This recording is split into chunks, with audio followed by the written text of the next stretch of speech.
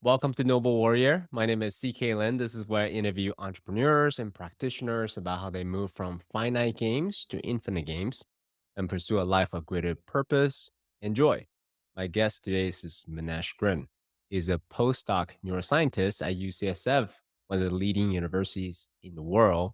Dr. Girn is also a scientific director at the Center for Minds, a nonprofit research organization spearheading the potential of psychedelics and consciousness practice to enhance creativity and problem solving. He is also known as the psychedelic scientist on YouTube and Instagram. Welcome to Noble Warrior, Manesh. Awesome. Thanks so much for having me, CK. I'm excited to chat with you. Well, number one, let me give a shout out to Dr. Bruce Damer. He's the person that introduced us. He said, CK, you gotta talk to Manesh if you want to talk about psychedelic assisted innovation. Awesome. Yeah.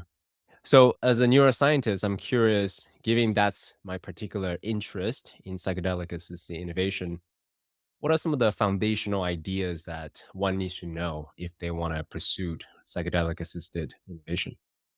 Yeah, so the premise of psychedelics being useful for innovation is based on their idea, basically for us to generate a large volume of new ideas we wouldn't usually explore. The neuroscience and psychology research on psychedelics has been showing how they can really expand the repertoire of brain and mental states that you naturally start to traverse and explore. And so we can see ourselves as usually operating within kind of paradigm of order and stability in our lives. We kind of know who we are and what's what. We live in this kind of constrained, logical, rational world, which we need to interface with society and other people.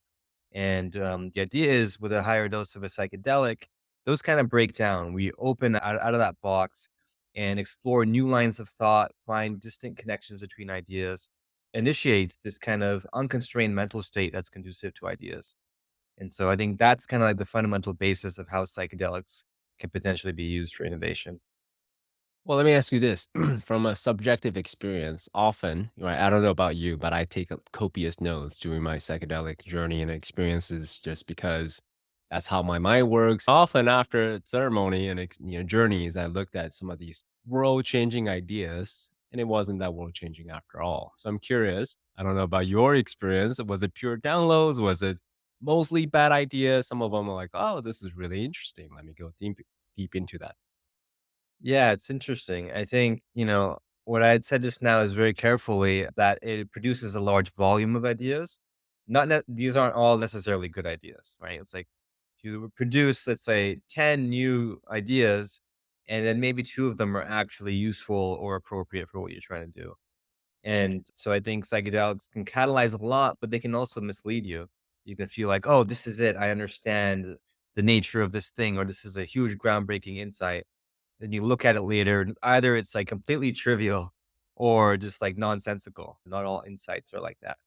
And it's really upon you to then parse through your ideas afterwards and determine what's a good idea. And this kind of mirrors the creative process in general, because often to be creative, create new creative outputs, usually there's distinct stages, right? The first stage is let it all out, be stream of consciousness, just get it all on paper, and then evaluate after. So, kind of the idea is that psychedelics are enhancing this first idea generation stage. One of my ways of training my clients to basically let go of the internal control, the internal limitations, is to just tell them to generate hundreds of bad ideas. Just don't even worry about the merit of the idea. Actually, the worse the idea it is, the possibly we're just trying to go for volume, and Right. then inevitably, maybe one or two or three or four, or whatever, some decent ideas will come about, then we can have a deeper dive into the merit of the ideas themselves. Mhm. I'm curious though. I know we're talking about psychedelics, so this is venturing into not necessarily just the realm of innovation per se, because often, in psychedelic experience, we receive, divine download or some kind of like the truth, like the answers, the universe. So I'm curious, do you have a litmus test to evaluate the validity of such quote unquote downloads or ideas that come during journeys?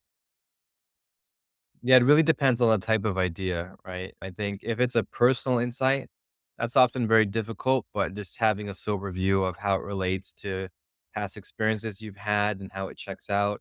And if you have, like, let's say a therapist or professional you've been working with or close friends who know you very well, it's like, hey, this came up. What do you think about this? I think just hashing it out and just dialoguing about it can be really useful. 'Cause it can be possible to have what seems to be an insight and then kind of confabulate certain memories to go along with it and then confirm it. And then you're kind of just creating something that wasn't there. And then on the other side, in terms of like innovation, let's say in entrepreneurship or even science and engineering, ultimately you got to try to implement these ideas, right? Is this implementable? Is it actually offering, is it moving the needles in some kind of capacity that's meaningful? It actually goes back to how scientists describe creativity. They describe something as creative if it's novel or innovative, but also it's useful or appropriate for a given problem. Because something can be novel and innovative, just but have nothing to do with anything, right? Or it could be useful and appropriate for a problem, but not it's not novel or innovative. Both of these things have to be satisfied in evaluating ideas, cross-checking what else exists out there. Is it solving the problem in a meaningful way? Or is it just a different variant on something that already exists that doesn't offer anything new? Humility and honesty with yourself around that and validation, like external validation is really important too. Thanks for that. I appreciate that. What comes to mind immediately is like musical artists or painters, this type of artistry. If it's purely for art's sake, like avant-garde artists, which is purely innovative, but really not that commercializable. So novel, so weird. Nobody wants to buy it. And then there are those who are extremely useful, but then it's not that novel, not that innovative. It's very commercial. So, anyways, that's kind of what comes to mind, sort of the Venn diagram of novelty as well as usefulness. Totally. Totally. Yeah. So I'm curious, as the scientific director for the Center of the On Minds, how do you think about methodology or testing, protocols to apply these insights into address real world problems? Have you guys come up with some level of protocols already to help people frame their psychedelic experiences with an intention of problem solving, creativity, innovation, etc.? Yeah, we're in the early stages, but we're definitely thinking about these things. And something that Bruce actually says a lot, and which I really appreciate, is we often talk about in psychedelics the importance of set and setting, right? Which Mm, points to how context dependent psychedelic effects are. Where set is kind of like your mindset, everything you're bringing cognitively, mentally to the experience, and setting is your environment, right? But he talks about set, setting, and setup. And mm. so, in the context of using psychedelics in a targeted way, it's how you prime yourself ahead of time, how you set yourself up, that really matters. And so, I think in terms of protocols to maximize creative problem solving during a psychedelic experience, one of the most important things is loading as much information as possible related to what you're interested in or what you're trying to solve ahead of time. And so the example that comes to mind is Bruce. Maybe he talked about it in his episode, but he had a insight related to the origin of life, and this had been a problem that he had been thinking about for many years prior. And he's like read extensively on it, thought about it, sketched things out, and so he had all of that preloaded in his mind, such that when he was in the experience, it was able to tie it together in a new way and create this visionary experience. And so I think psychedelics are really powerful and they can take you in all sorts of directions, but I think they're sensitive to what you're priming yourself with. And so I think ahead of time, reading and really engaging with the material in the process of the creative process in general in science, a lot of talk about, first loading all the information, then having the incubation phase, right? It's like doing all the thinking and reading you can, and then forgetting about it, going on a walk. And it's often in those kind of unsuspecting moments that it'll pop into our minds. And so we can think of psychedelics as perfect for that incubation phase, for enhancing that subconscious processing and integrative kind of connecting of ideas.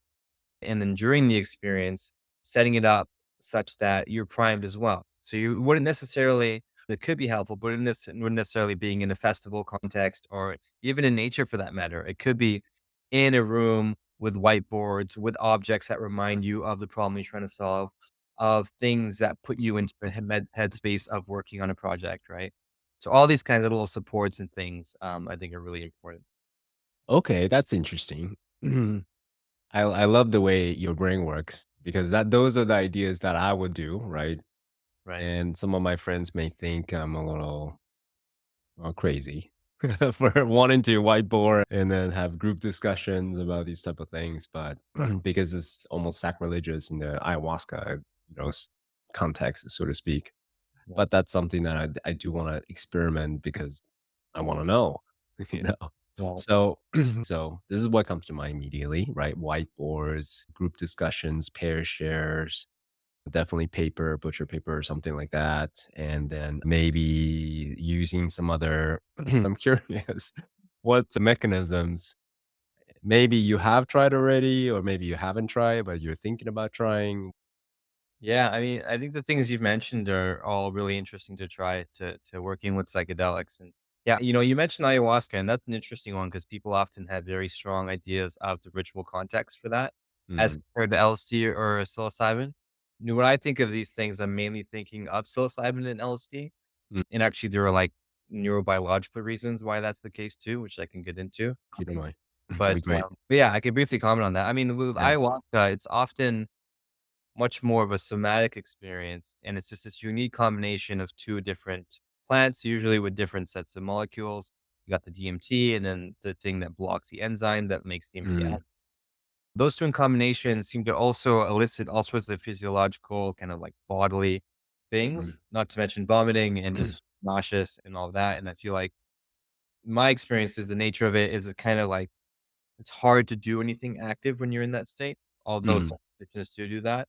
Whereas, for example, LSD, which I think might be the best for this, because this, subjectively, people often report feeling more lucid and able to think clearly under LSD than mushrooms or ayahuasca.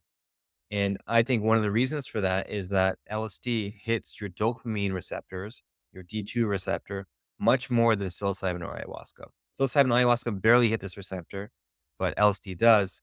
And this is one of the main receptors that stimulants and dopamine in general help improve focus. And mm, so LSD might actually have some focus enhancing effects similar to ADHD meds that psilocybin doesn't. So for that reason, I think LSD can be particularly good for this. Not to mention it lasts a bit longer too. mm, Um, but I think in general, there's a lot of things you can combine with psychedelics. Psychedelics are these synergistic medicines that amplify and increase your sensitivity to anything else you're doing. So whether it's like these strobe light brain entraining rhythms, my brain might be much more responsive to that kind of auto hypnosis. mm, It might also be helpful to have a video playing to help prime your mind because when you're in a psychedelic state, you get very sucked into what's around you. You're very impressionable, you're very mhm, suggestible. mhm, And that could happen negatively and put you down a bad spiral. But you can do that in a huge, arguably infinite variety of ways. Like if your emphasis is not on healing and processing traumas, but it's instead on creating a new architectural design or creating a new art piece, that's a completely different application. And so then, it's like, what practices would you do outside of psychedelics to support that? And just bringing that into the psychedelic experience to amplify with it.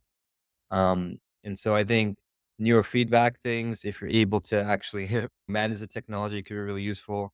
And there's applications for VR potentially for priming us mentally towards certain directions, and also having different prompts available for you to reflect on, and just things to like steer that ship once it's launched. I think are really useful.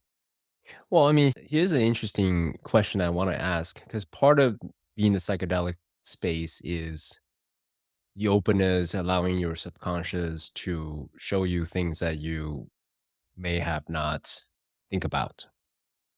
So there's an advocates for no control, no intentions. Mhm.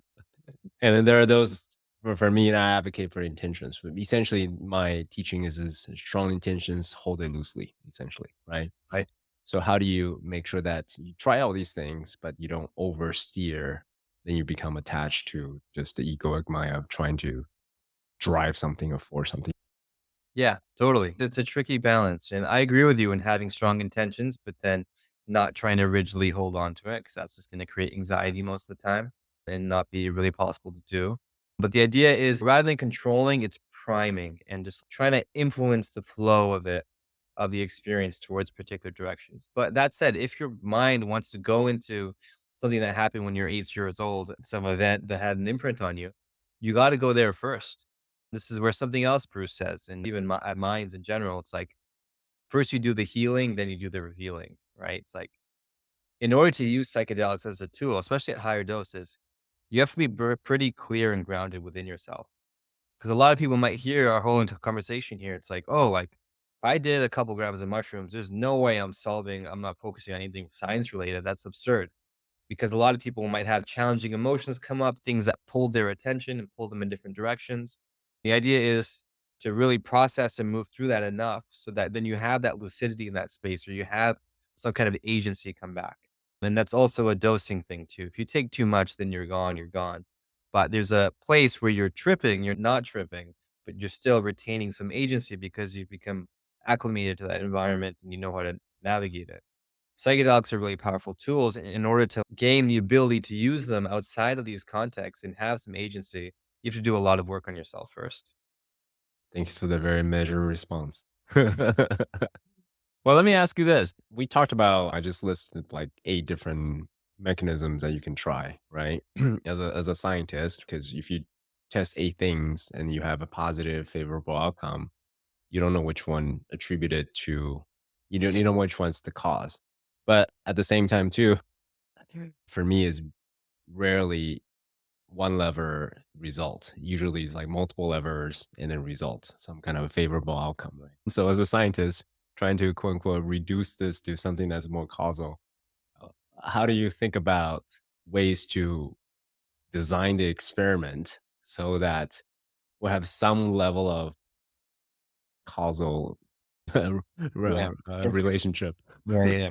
Totally. That's the ultimate question, right? And this is why creativity research is so difficult. And psychedelic research is as a general thing. You can isolate variables, it's operationalized, you can quantify as much as you can, but you want it to reflect real life. You don't want it to be this really simplified toy experiment that is, as scientists would say, not ecologically valid, right? It doesn't reflect the real world in an accurate way.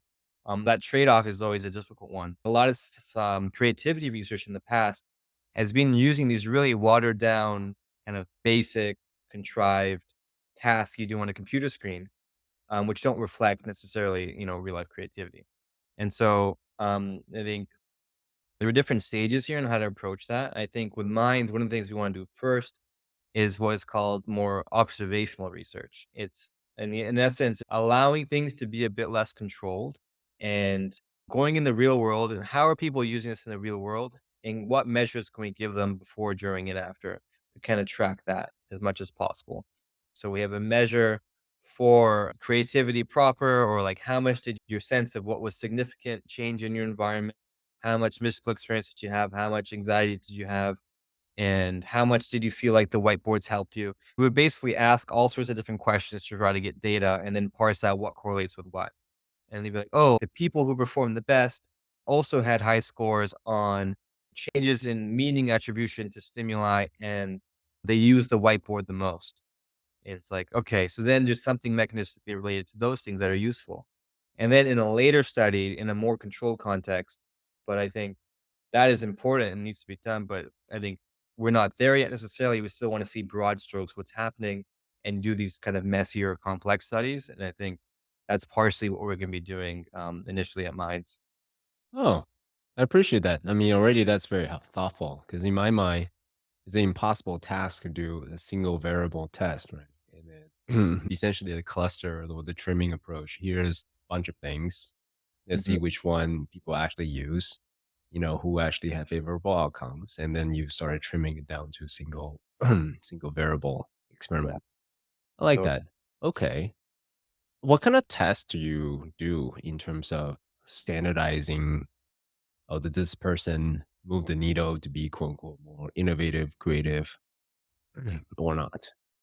So there was one study published in 1966 that actually was this kind of messy observational study with mescaline, looking at it in a bunch of professionals. So just to give more detail, they brought together people who are kind of like technical professionals in their field, scientists, engineers, who were struggling with a problem and had this kind of obstacle problem they were working through for some time that they needed a breakthrough on. And they brought them in and had them all do mescaline together in this kind of protocol where it was like a group of them. I forget how many, maybe 10, around 10 people, time to be interacting. Probably had whiteboards, kind of what I was describing. And they measure success by their self-reported success. Do you feel like you had a breakthrough in your problem, and describe it to us qualitatively? And then it's like number of patents, number of scientific papers, and then even as far as revenue at their companies.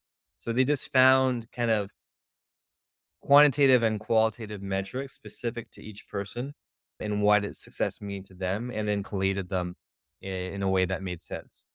And so, of course, this is like messier, but this is kind of what I'm saying. It's kind of a first approximation of it. So really, it would be something like that. And something we're also thinking about at Minds is how to refine that, right? These days, it's easier to bridge the qualitative into quantitative. And what I mean by that is qualitative is people talking, usually. It's like interview them and you get this whole transcript of text of them talking about, oh, like I had this problem and I broke through in this way. This is how psychedelics helped me. There are ways to use natural language processing. You can use large language models, but you don't necessarily need that. There are different ways to analyze recurring themes in what they're saying, the sentiment of what they're saying, what words they're using, and try to use the nature of the language to quantify, to find a more reliable measure that's generalizable of whether they're more creative or not. And so we really got to innovate in all these things, and that's what we're trying to do at Minds. Yeah. So it sounds like there's gonna be some AI recording in real time Eventually, during yeah. your experimental sessions. Yeah, possible. We're open to it. And actually, the other thing I can add here is we're putting together a special issue of an academic journal right now to bring together all sorts of different researchers who are interested in creativity, whether it's kind of like traditional researchers that have nothing to do with psychedelics, and bring them in, bring in the psychedelic people, bring the meditation and mindfulness people in, because there's a lot of interesting work on mindfulness and creativity these days. And then there's this whole like subfield emerging, applying large language models and advanced natural language processing algorithms to understand qualitative data in psychiatry and in neuroscience. And it's like, oh, like what if you brought that to bear on creativity? And then what if you brought all these people who don't usually speak together? And so we're trying to do that through this special issue that I'm leading. So following up on the standardized test real quick, innovation, at least for me, you're the expert. I'm curious to know your thoughts. Is rarely, aha, and then I solved this thing and, from 0 to 1, just like that. Typically, for me anyway, there's an incubation period and then the solutions sort of emerge. It becomes like an emergent type of property. So when you think about the test, how long is, the pre-test, the ceremony or the experience, and then concretely I can say, all right, this thing moved the needle or not. Is it immediately? Is it 7 days? Is it 3 months? Is it 6 months? Like, what are you thinking about in terms of this incubation period? Yeah, it's a really good question. And it's true. It's like these things are iterative. They kind of go on, and their impacts aren't usually obvious right at the beginning. So I think in the ideal case, we'd have a multiple stage process, kind of what we do for mental health studies, where it's like, okay, 24 hours, fill out all these things, interview them, and then check in again 1 month later, then 3 months and 6 months. That's often what a lot of mental health studies in general, clinical trials do. And so we would probably have this staged follow up process with quantitative measures, but then also more unstructured interviews at each different stage to look at that. It is an interesting thing to include more of an emphasis on that iterative kind of protracted nature of it. That hasn't been looked at in creativity studies either, because they're usually not real world in this kind of a way. So really, this is a lot of this is new territory, and so we're just trying to do it the best way we can. Is brain imaging useful at all in this matter or not really? Because brain imaging is more about like structural change and things like that. Yeah, it's an interesting question where it fits in. I mean, like, there's two general questions here, right? It's like, can psychedelics help with creativity? And how do psychedelics affect the creative brain? You could say. Mm, mm, And those are two kind of different questions because, in essence, we can determine whether or not it helps people be creative without knowing what's happening in the brain, right? mm, But by knowing what's happening in the brain, we can maybe think about how to replicate it in other contexts. We can use it as a way to understand more about the brain and what makes the brain creative. mm. There's more basic science questions that are mechanistic that can emerge from that. which I find interesting. That's as a neuroscientist, I love that stuff, right? Mhm, mhm. It's a bit more abstract and theoretical, but it's like, how does the brain work? How do these processes interact? And there is practical applications just a bit farther down the line. And so, you know, I think it would be interesting to include brain imaging, but then it's like when you brain image them, you can't really do it Right. during because it's an interactive process, right? Right. So it'd have to be before and after. Then it's like, okay, then what are we looking at before and after? And it gets kind of tricky. Yeah. I mean, my fantasy is, okay, everyone, pre-ceremony, you do some kind of brain imaging or, baseline of neurofeedback so you understand how your brain is firing during ceremony. After it's activated, then you measure it again. And then after that, you measure it again. But I'm a data nerd, right? So it's not quite practical because when people are in activation, you don't want to mess with their process. Yeah, totally. It's what we do in the lab. And it also has that, interfering effect, right? The observer effect. If you Mhm. say, "Come over here," already you're disrupting their natural environment, their experience. So, again, I don't know how you can do it minimum invasively to do that. Yeah. One way to do it is just have an EEG headset on them the whole time, or just have it on their head and then record periodically throughout their session. That might Yeah. be one way to do it, but that's not the same as putting them into a giant fMRI scanner to get more high resolution images of their brain, which is what we do at UCS mostly. We do EEG as well, but that's, Yeah, like, the ultimate question in this kind of research is, like, how can we study it with minimally perturbing it? that's right. Hey, go through your experience wires. Like, answer this question on your experience, but then just go back to doing what you're doing, right? Well, Yeah. yeah. I think you have some interesting, questions. So it comes to me also priming because part of it is neurotransmitters, right? Is there any particular neurotransmitter that you can, perhaps ingest, quote unquote, to prime your brain for the optimal experience for creativity and problem solving psychedelic sessions?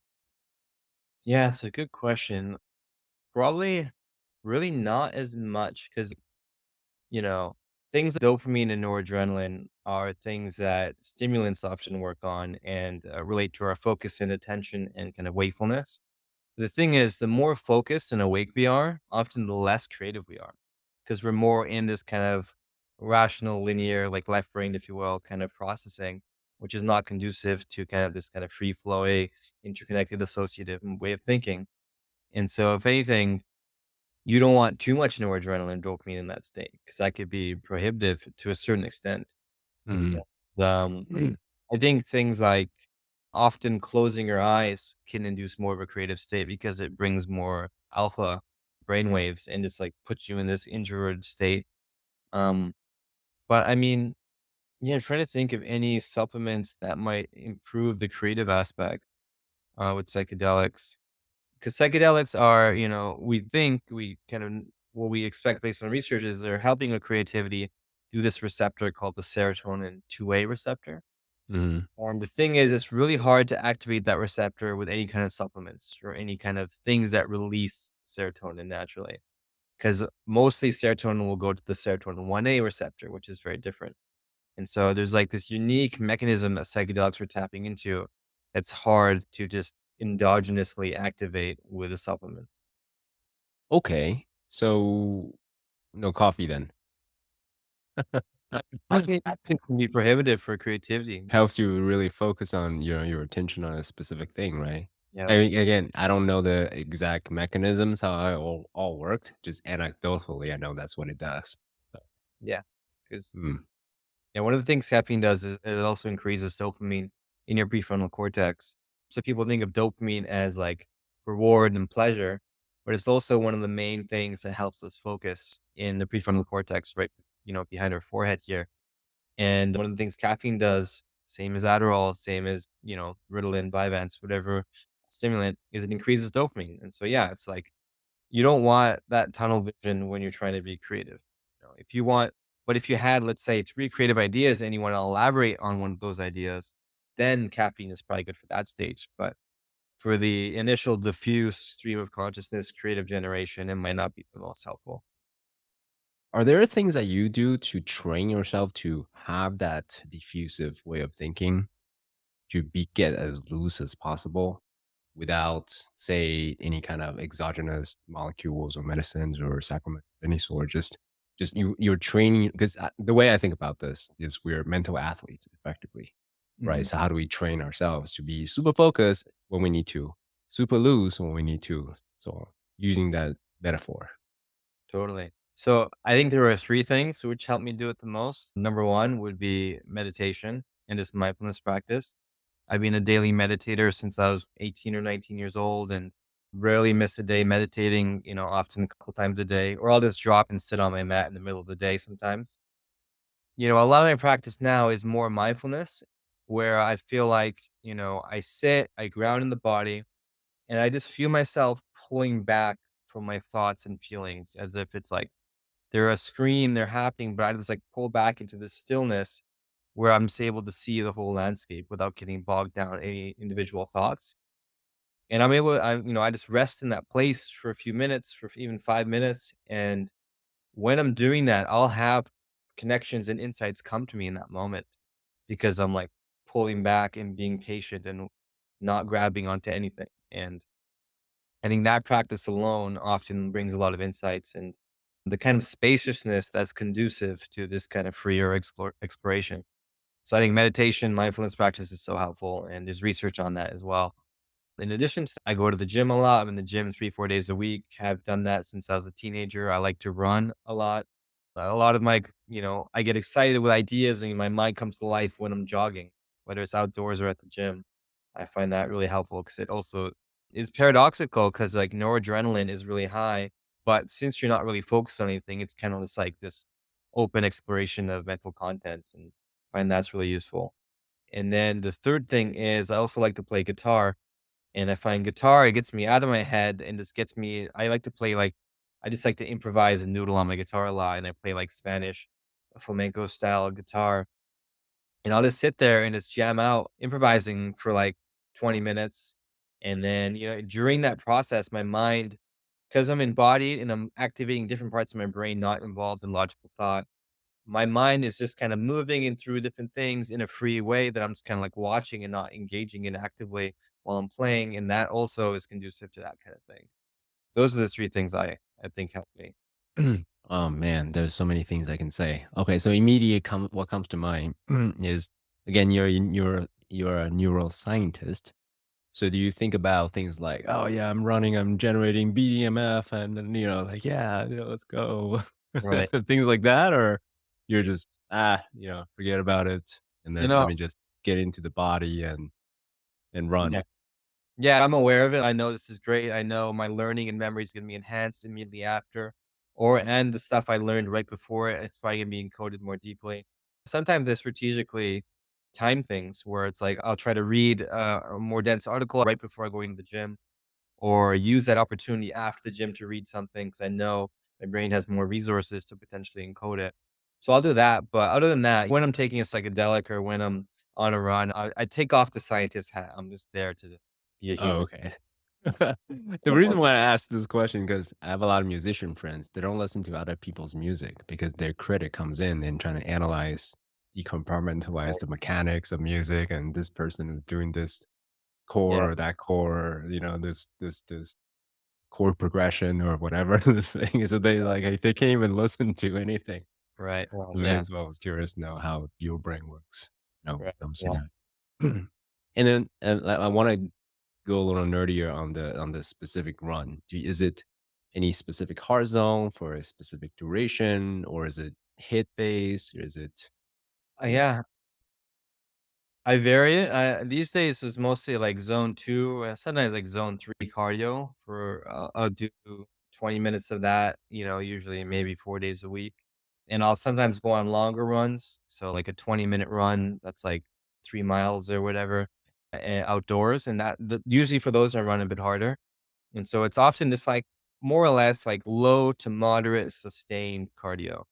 Uh, Mm, but sometimes I'll do hit as well. I'll like alternate 10 and 5 on the treadmill at the gym for 10 minutes. And that also can be really useful because with that, you get like a really immediate, at least I do, endorphin rush. So I get really high pretty fast with hit, but also for running, a sustained way.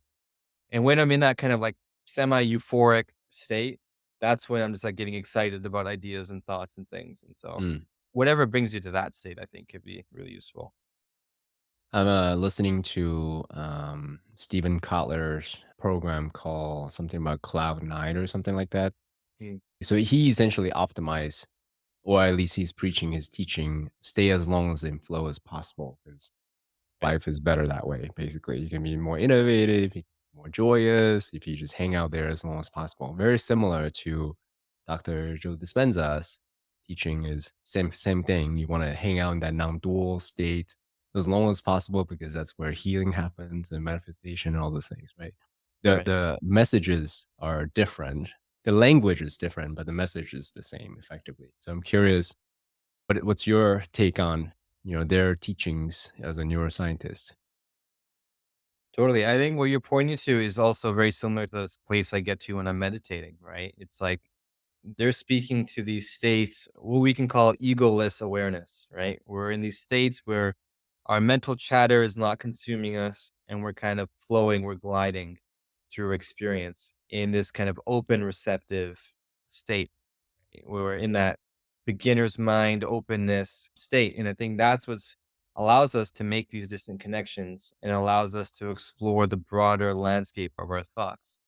And I'm just getting an image to my head of if you imagine our minds as like a network of nodes with connections between nodes, when we're focused, we're like in one neighborhood of that network. We're really in that area. And if we're really trying to solve a problem in that kind of network, in that neighborhood, we're kind of just like recycling the same information and perspectives. You can get stuck, right? And not have a solution. But if you forget about that neighborhood and relax into the state, whether it's Dispenza meditations or getting in flow or meditating or running, you kind of expand out. You start exploring other neighborhoods. And maybe one of those other neighborhoods has some like new connection, a new perspective on the problem you would have never thought of in that way that you were like, really hitting your head against the wall.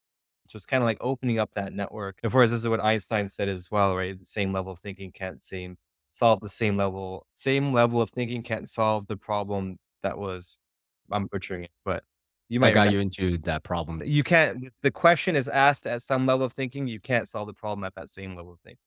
And this is basically the same idea of like diffusing our attention, spreading outwards, and exploring different solutions. And there are a lot of ways to articulate that, whether it's non duality, whether it's flow, or whether it's, I don't know, athletes being in the zone, which is basically flow. But there's a variety of ways to get into that or describe that same state. I love that. And you're a scientist talking about somatic intelligence and, it is the flow and non-dual states. That's awesome. Totally. What about with, again, right, with the intention of innovation, creativity, problem solving, all these things?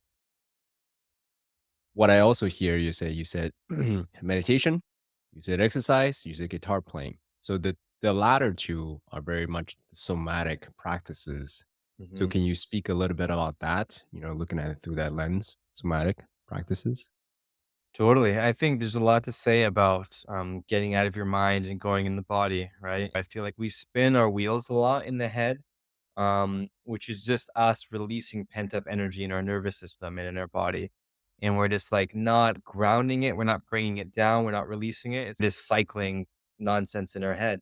And that could be us trying to solve a problem by incessantly thinking about it, which often it has diminishing returns pretty quick. And so the lesson I've learned, like I'm a neuroscientist, I'm naturally in my head a lot.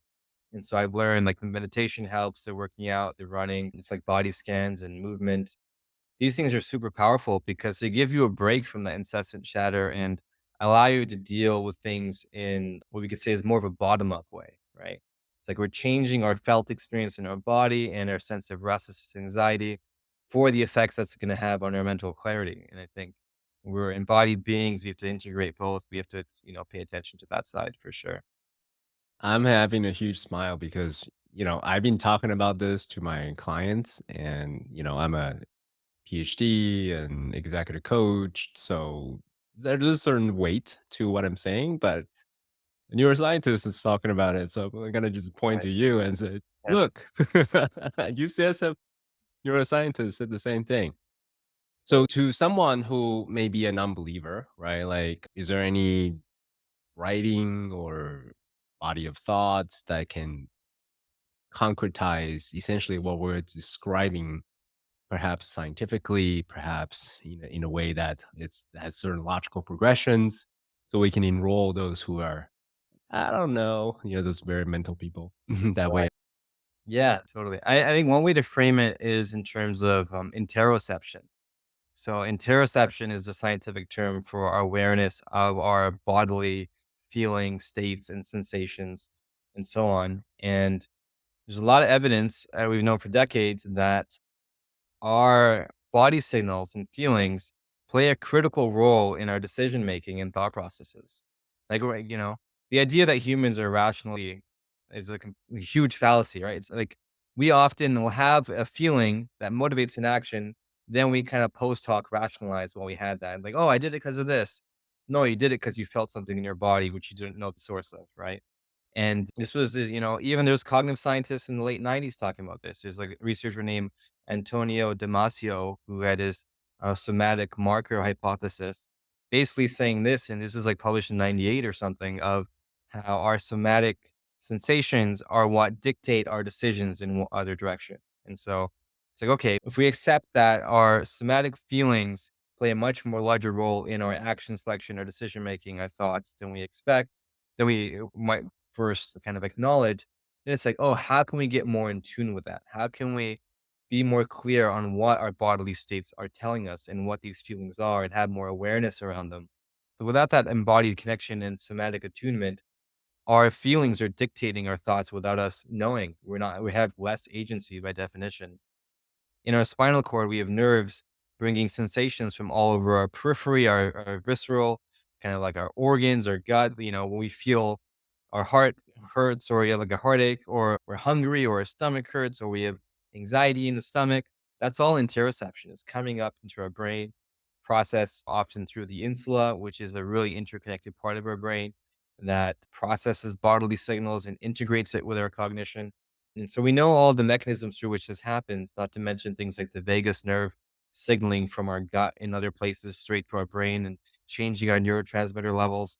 Like there's so much information on the mind body, connection. And people who don't acknowledge it are just at a limited amount of agency and awareness in their life, which is not going to makes them more easy to be manipulated by social media and ad targeting and all that. I think people really need to get with it at this point. I love that. Shots fired. Well, all right. So zooming out for a bit, right? Are there any kind of synergistic effects with integrating the psychedelic innovation sessions with established innovative processes like design thinking or any specific kind of like seven hats brainstorming sessions? Or have you thought about, or is there anything that you wanted to? Right. To be completely honest, we haven't ventured into that territory yet. We're still like trying to articulate how to study like most basic level of creativity and psychedelics. And so I think you're speaking into more organizational leadership and creativity in these other contexts. And we've honestly yet to bridge that. So that I could be see. something we can collaborate on or something because I'm sure you know much more about that than I do. Yeah, I mean, there are just different modalities, right? Different ways to foster innovative ways of thinking and group flow effectively. How do we Mhm. do that within a group? Or, anyways, yes, for sure. Are there any kind of? uh, I get excited. I got excited when Bruce told me that phrase, psychedelic assisted innovation. I was like, Mhm. aha, that's something that I'm personally very passionate about. Yes, there's the place for psychedelic assisted therapy and things like that, a place for that, but that's not my main personal passion. I'm more interested in how do we use this beautiful experience to solve problems, to innovate, to create interesting things in service of the world. So I'm curious, you've been thinking about it for longer than I have. What are some common misconceptions that most people don't know about in terms of psychedelic assisted creativity, innovation that you like to share? Yeah, I think part of it is that it's a very nuanced process. It's not that, you take psychedelics and instantly you're more creative in all these ways. There's research showing that it can impair creativity in certain contexts, at least during the experience. How does it Well, curtail I mean, creativity? giving somebody a psychedelic, then putting them in front of a computer and having them do some tasks around, find associations between these rows of images, or come up with as many things as you can do with a brick in this context or something. Like, Uh-huh. people often do worse because, like, they're probably just really high and not wanting to look at a computer screen doing this silly task, right? But there's also, it speaks to, you know, psychedelics can impair focus and attention, Mm, and kind mhm. of like distract you. There are a lot of distractions that pull you away from having to do some focused task, Right. and like how to juggle and manage that, right? But I guess what I'm saying is, like, psychedelics don't enhance creativity in all aspects, and we're really in the process of figuring out how they do. And this is why I've been focusing on the idea generation. It's like creating new connections, associative thinking, and just coming up with a volume of ideas, which then can be evaluated after. They're really important. And then also, a lot of people like microdosing, right? And so there's a lot of talk of microdosing. And the research on microdosing and creativity hasn't been the most striking or promising. They found people who microdose scored higher on creativity measures, but so did the people who got a placebo and thought they got a microdose, right? And so microdosing for creativity is, it's like really unclear what the real effect is there. And people might also be surprised to know that the amount of research, like the actual published research on psychedelics and creativity, is tiny. There's barely anything. And even though this has been talked about for like 60 years, we're really, really early stages of it. And so people are often shocked to hear about that as well. The other is just like, the context that you do it in is just as, if not more important than the drug itself, right? It's really about the priming, the kind of support structures around you, and the preparation. It's like the kind of combination of all these things coming together. It's not just the psychedelic. So actually, I have a question specifically around priming, because as you think about it, as you were discussing it, and as I'm recalling Bruce's famous example, the way he described it is he has a mental movie about the different molecules and the environment during the volcanic lake, so type of situation, and he just run through in his brain over and over again, and then once he gets into the low dose ayahuasca journey, then he just lets everything go, and whatever flows flows. Right? That's kind of the way he articulated it. I think that's interesting, but most people are not solving astrobiology type problems. They're thinking about maybe should I get married or not to this person, or they're thinking like, how do I create the next startup that I really wanted to bring to fruition, or how do I, I don't know. I mean, I have a health issue. Da, da, da. So, as you're thinking about priming, what comes to mind immediately was we were talking about that. I was like, okay, gotta prime my brain. Let me read my business plan right before ceremony. That's kind of what comes to mind as you were Yeah. speaking. Yeah. So I don't know, like to the level of details, is there any qualification or that you can discuss in terms of quote unquote priming a person for a psychedelic assisted innovation process? Well, it sounds funny to say you're going to read your business plan beforehand, but like that can be helpful if you're going into the experience of using psychedelics as a tool for enhancing innovation and creative problem solving. I think framing it in that way is totally valid, right? And I think part of this is, some might say this is, what's the word? Like desacralizing them, or it's like heretical to use psychedelics in these ways, right? And so it's like, I think if we are going to be using psychedelics as tools for these things, we have to be open to totally new ways of using them, right? Of course, they come with from sacred contexts and these ritualized ways for mental health and spirituality and all these things. But it's like, hey, the world needs creative solutions to problems. They need new breakthroughs and insights. Why not use this in a completely different way to see what effect it has, right? So it's like do it in your business boardroom with your business plan laid out in front of you. Do it in that kind of energy and that experience, that environment. And that you can have a very different experience, and it could be useful in ways that people can't predict. So I think priming can take various forms, and we have to, I think if we're going to apply this in these contexts, we have to fully embrace that and see like, oh, what is truly in service of that outcome? Like, I'm not here to do healing on myself. I'm not here to, speak to God necessarily, or like merge with the universe, or, have ego death. I'm here to solve this problem and have a new insight related to X, Y, or Z and what supports that. And that's going to look very different for different people. Again, I appreciate your very measured response. What I'm getting from you is it's individual specific, it's situation specific. To the extent that will work for the individual, it's about workability. If it works for you to read a business plan or the annual report of a specific investment company that you're about to do, try it. If it works, great. If it doesn't, okay, don't do that again and try something else. Send it up a little bit. That's kind of what I'm gathering from you. You're very careful about not to make specific recommendations. Right. No, what you said is totally accurate. And I want to emphasize here, it's like maybe you'll go in there and be like, oh, like, give me more insight into my investment portfolio or something, or like, what are, and it might tell you it's like, you're full of shit. You should go live in the mountains. That's very possible. That's in the realm of possibility of the insights you can get. And so I think you can prime and want to solve the problem, but if that's not the problem you should be solving right now, that's probably going to come up. And so Mm, that's where I think to fully use these tools, and as I was saying before, it's like do your healing and get yourself to a place where you feel like you're aligned with something that's really aligned with your purpose for the greater good. Because if you're yeah. lying to yourself, if there's some BS there, if you have some ulterior motive that even you're not admitting to yourself, psychedelics might throw that in your face, and that's just part of the experience, right? Yeah, I love that. It's for me, the way I'm teaching my students is non-specific amplifier of your consciousness.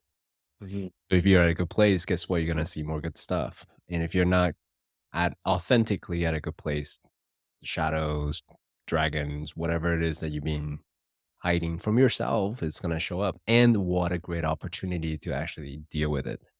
Mhm. It's not bad, it's actually really good. So enjoy it, you know? Yeah. Yeah, totally. Totally. Yeah. So I wanted to ask you a question about microdosing. I know I'm kind of jumping a little bit, but I think it's important to ask. Do you personally do microdosing yourself? Since you're a neuroscientist, you understand the mechanisms, you understand even for placebo effect, it's still positive, right? So, what do you think about it personally?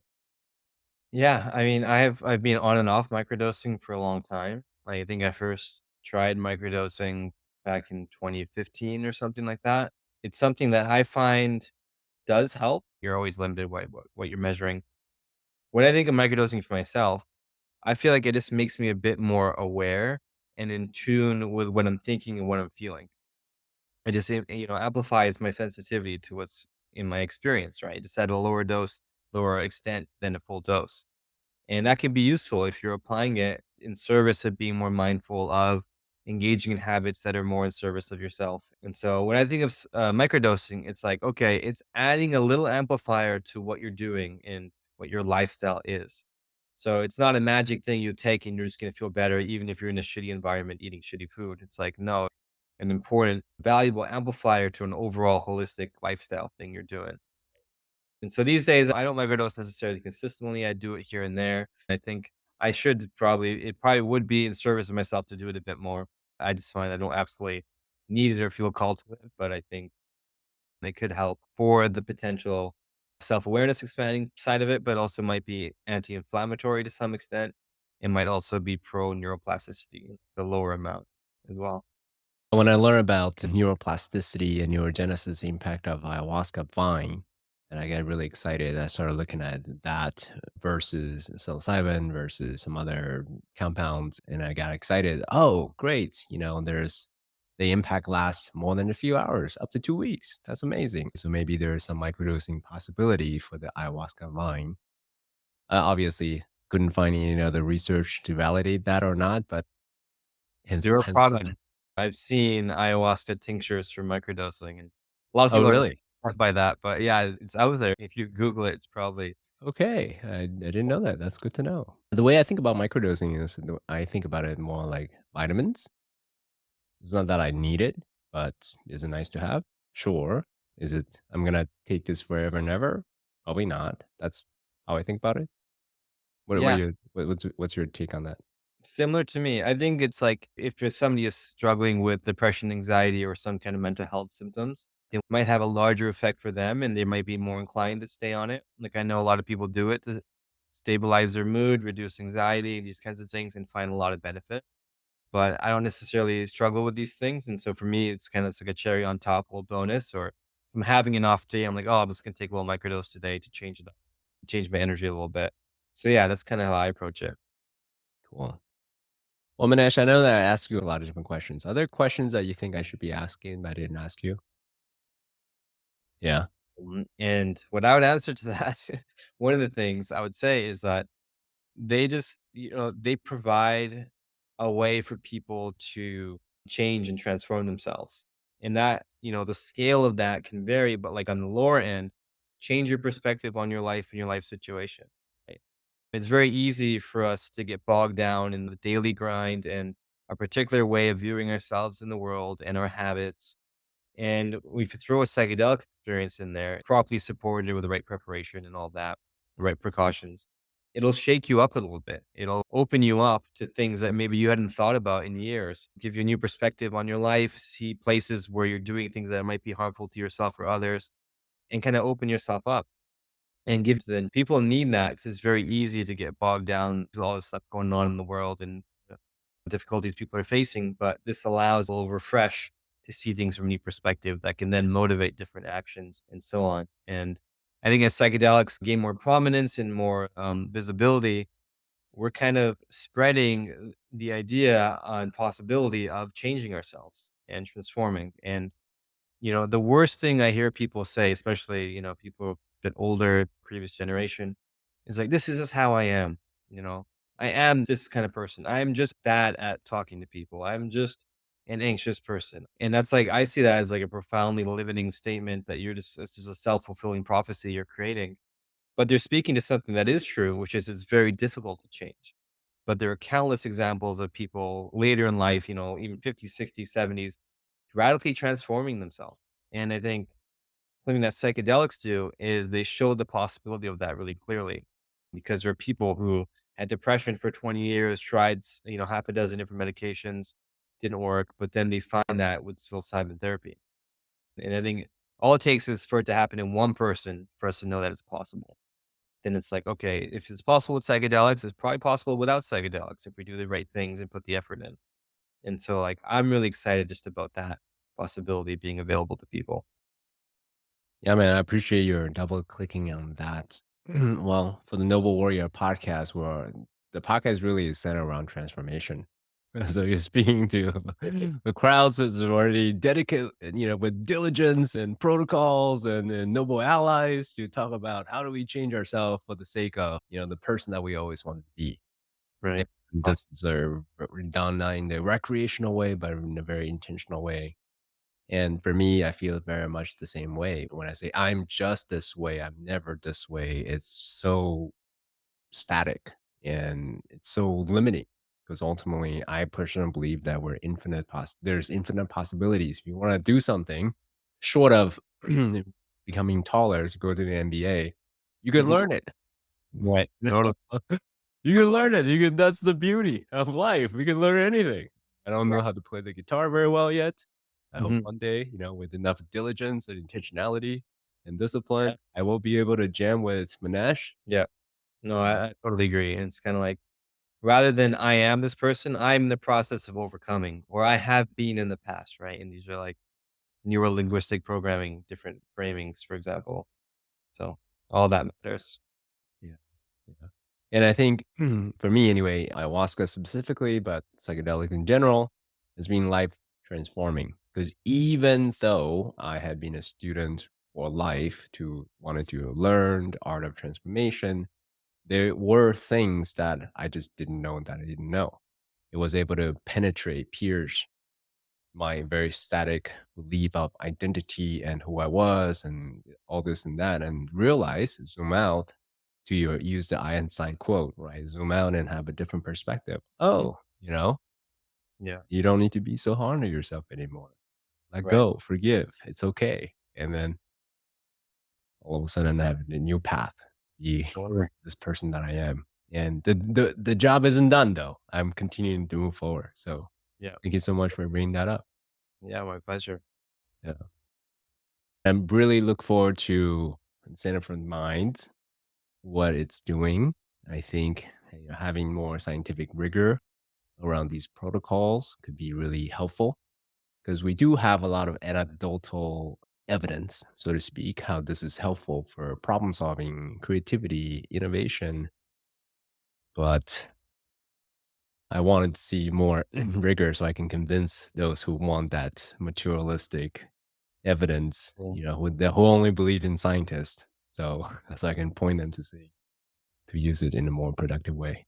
Totally. Yeah. And it's also like, how we can do it in the best way, right? It's like, how can we use these tools in the best possible way? And, I think science is the best way to figure that out. We look at it very precisely. How can we know what moves the needle, what doesn't, what's important, what isn't? And so that's, yeah, what I'm excited about as well. Actually, on that note, quick question. This is an aside outside of neuroscience. AI is here and now, and I'm very excited about the computational power that it has, and more specifically to understand how the brain works, and more specifically how how individual medicine, personalized medicine, how it applies to that, and all those things. I'm curious from your perspective, how do you use AI, these type of LIM models, as a way to help you innovate on top of psychedelics? Or do you separate them? Do you combine them? Do you do sessions with them? Like, how do you how do you think about it? It's a really good question you're raising because a lot of people will be like, oh, like, forget about trying to enhance creativity. Let's just leverage LLMs so that they can parse massive data sets and integrate things far beyond capacity, right? But I think, as you kind of you're alluding to, they complement each other. And there's a lot of ways I use LLMs, like I use ChatGPT every day, multiple times a day. And then one of the things I like to do is I'll prime it with two different things. Like I'll ask it one set of questions. Let's say this for purpose of example, like a bunch of questions related to neuroplasticity and psychedelics. And then I'll ask it to summarize or tell me about something completely different, like peak performance in athletes, right? And then after setting that context and that conversation, then ask for it to integrate these concepts in a new way. They're like, oh, like I didn't think of that connection. Oh, this is interesting, and then use that for my own reading and follow up afterwards. And so I think in the ideal sense, we would use the kind of internal creative process that can be catalyzed by creativity with the kind of external integrating of completely different realms of knowledge that's available with just a couple prompts together on the service of insights and breakthroughs and all that. And so I think there is definitely a synergy that's important there. Do you think that since you're still in academia or you're a postdoc right now in UCSF, do you feel that it's helping, is accelerating the process of innovation with the advent of these LLMs, or not really making a difference at all? Or what's your take? Yeah, I think it's helpful because there's a lot of things that academics have to do that just is time consuming, whether it's like writing recommendations for others or kind of writing abstracts or summarizing things, or even just writing the paper writing process. I think there are ways to leverage AI to help with that. I know there are tools. I haven't done a full search of what tools are best for it, but people use Claude AI assistants for writing things in addition to ChatGPT, and there's stuff like Cite.ai, which I've looked at for literature searches. So there are these bespoke AI kind of platforms now specifically aimed at academics and scientists. And I think they can really speed up a lot of things which just hinder us, just in terms of finding the right literature and even writing, just to help us get our ideas out faster, to free up time for other things. And I think that's like the biggest draw of AI, right? It's like we're covering these basic time consuming things to free up energy and time for the more creative, high level things that we enjoy as researchers. I'm all in favor of leveraging it to whatever extent. And I feel like the people who don't are just gonna be slowly left behind, and so it's just kinda it's how things are moving. So it sounds like you're a optimist.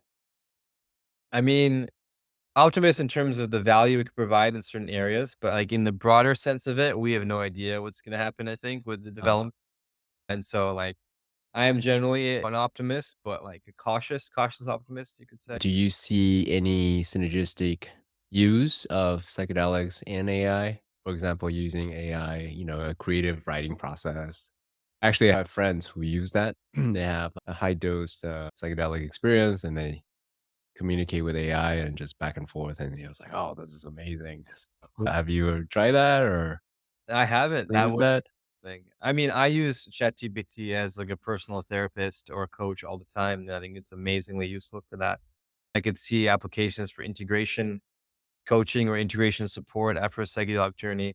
I might have to go in and look at what kind of response it's actually giving and if it's actually good. But I think there's a lot of potential for these kind of advanced chatbots essentially to help support people who can't access a therapist and who are tripping and need that support, especially the audio version. You could have a conversation.